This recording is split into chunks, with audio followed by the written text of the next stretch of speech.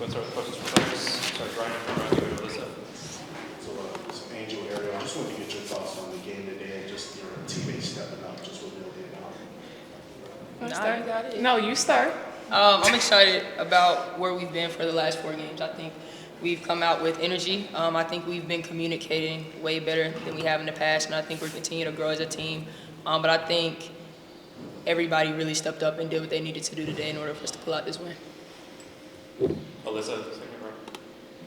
Angel, it feels like you've been getting more touches in the low post the past couple of games. Can you just talk about capitalizing on those? Yeah, when Mill's not here, I try to take advantage of it as much as I can because, she is a great post player, and we let her work when she works.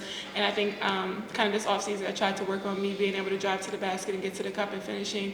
Like I kind of said earlier, like I had a storm. I went through a storm for the first 8 games where I couldn't finish, and it was frustrating. But I trusted my work, and my teammates trusted my work, and finally coming through and finally finishing efficiently, and it's leading to wins for us. With Rob, second row. Hey, Angel and Ariel, Rob Knox and Nets. What happened in the fourth quarter? What specifically turned it around for you all? Obviously, you up 12 in the third, made a huge run, and we know basketball is a game of runs. Yeah. But what turned it around for you all in that fourth quarter to take control?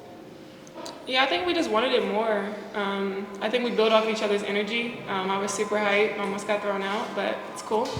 I just think we just really wanted it, and everybody stepped up tonight and played their role. And I think just being able to know this team when somebody goes down, I think we've seen it before when Sloop went down, like being able to have Mill out and everybody just coming together and wanting to win. So I'm really happy.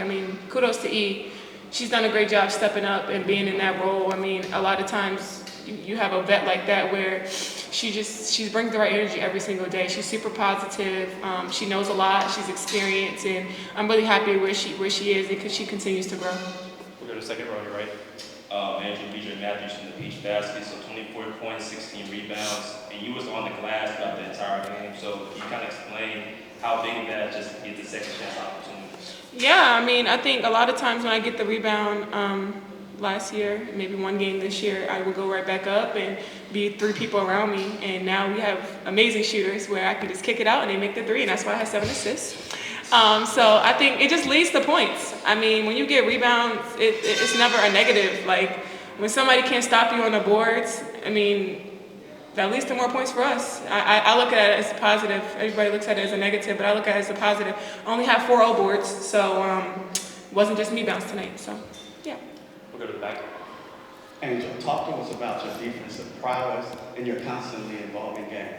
I love defense. I think coming from a rival, being defensive player of the year, I think just being able to guard my yard, I take it very personal. Like, I don't want nobody to bust my ass. So just being able to come out and have that fight, and not just doing it for myself and my matchup, but being there for my teammates and stepping up. I think Azure is obviously a great player. She came out again and shot the ball really well, and I think I did a good job again second half slowing her down. I take pride in my defense. I think it leads to offense. Defense leads to offense, and I think we just get wins like that. Right side standing.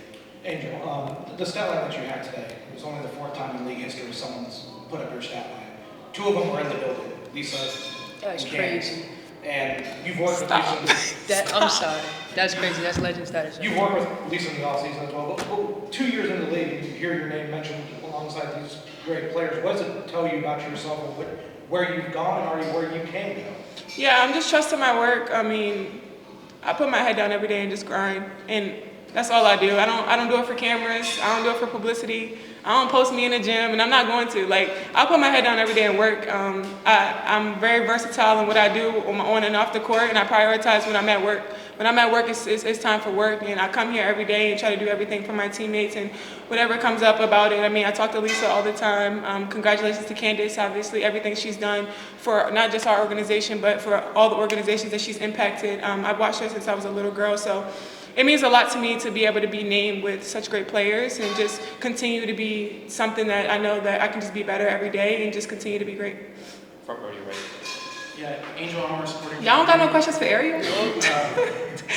Was there a more intense energy tonight? I know Sparks games are always intense, but with the atmosphere, was it even more intense. And you're also going to be, there's going to be another Reese in this building too, to talk real quick about your brother Julian getting signed by the Los Angeles Lakers. Yeah, I mean, I'm so proud of my brother. Obviously, it makes me super emotional just because I know his journey. And obviously the work isn't done yet. Being able to come to here, I think he got here today. It's 4 o'clock. Yeah, well, he gets here at 4. So I'm really happy for him. Knowing my mom and everything she put into a single mom, days, long nights, when my grandparents had to take us and I didn't see my mom for a couple of days, and just knowing, I know my mom is really proud, and I'm just really proud of my brother, and I really hope he gets the opportunity to play in the league because I know he deserves it. Stand for help. Hi everyone, Angel. Question for both of you ladies being in today's game, seeing the celebration around Candace Parker. Just tell me how you guys feel about the game of basketball for the WNBA and just yourselves also adding on to that in the society around it. I think it's huge. I think the biggest thing about nights like tonight is you have little girls like me and Angel who we only know the WNBA. There was a time where women had to go find other leagues to participate in, but now it's all we know.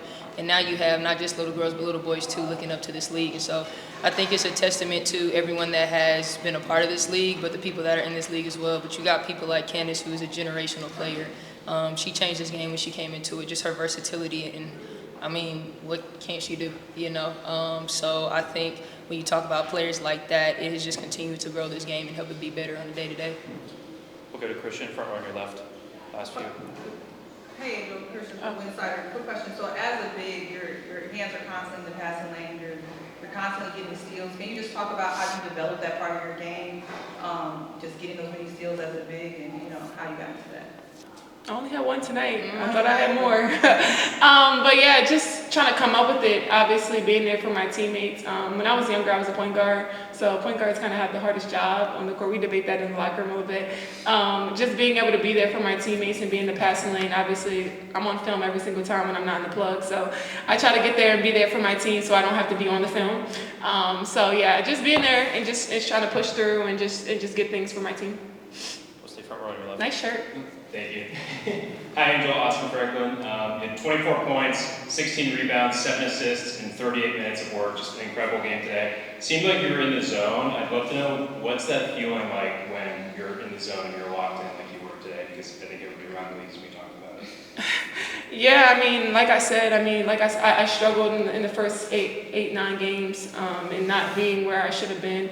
And obviously it happens, and I was very hard on myself, tough conversations with myself, tough conversations with people that kept it real with me and telling me what I needed to work on and what I needed to be better at.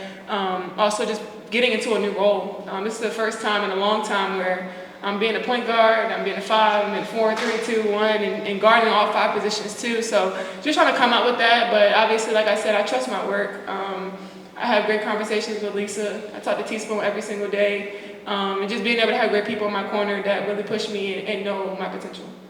We'll go to Alyssa, second row. Hey, Ariel, I'm gonna ask this. Ask her all the Zoning out up questions. here. I'll ask you to speak on behalf of the guard group for you guys. Second night in a row where 3-point shooting was just excellent. Can you just talk about you guys staying confident through this stretch of the season?